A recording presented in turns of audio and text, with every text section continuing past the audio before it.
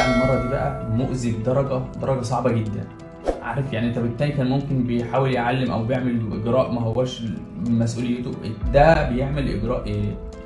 ده داخل رهان مع زمايله وهو رابط عينه علشان يركب كانولا للطفل حديث. ممرض وزميله متراهنين على مين يقدر يحط الكانولا في ايد الطفل وهو مغمي عينه. فيديو صادم ومخيف انتشر لممرض مغمي عينه وبيركب كانولا لطفل في ايده علشان يبين مهاراته. واكتشفت أجهزة الأمن بوزارة الداخلية ملابسات تداول مقطع الفيديو. اخويا السينيور مش هعترف بيها.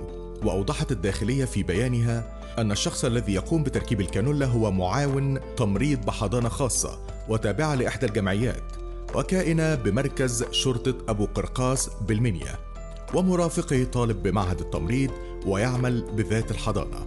وتابعت وزارة الداخلية بأنه باستدعائهما أقر بصحة مقطع الفيديو، وأضاف إحداهما بقيام معاون تمريض آخر بذات الحضانة بتصوير مقطع الفيديو بتاريخ ديسمبر الجاري أثناء قيامه بإعطاء طفل حديث الولادة بعض المحاليل الطبية، وعلل قيامه بذلك لإظهار مهاراته في العمل وتعليم الممرضين الآخرين بالحضانة.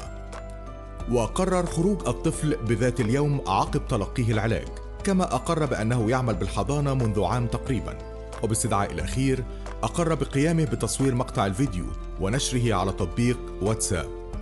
وباستدعاء مسؤول إدارة الحضانة أقر بأنها تابعة لإحدى الجمعيات بدائرة مركز شرطة أبو قرقاس، وأن الأوراق الخاصة بها بحوزة رئيس مجلس الإدارة، وأنها مرخصة من قبل الجهات المختصة، عبارة عن عيادات ووحدة حضانات، وتم اتخاذ الإجراءات القانونية. وفي الحقيقة نتمنى بشدة معاقبة الفاعل، لأن اللي حصل ده جريمة.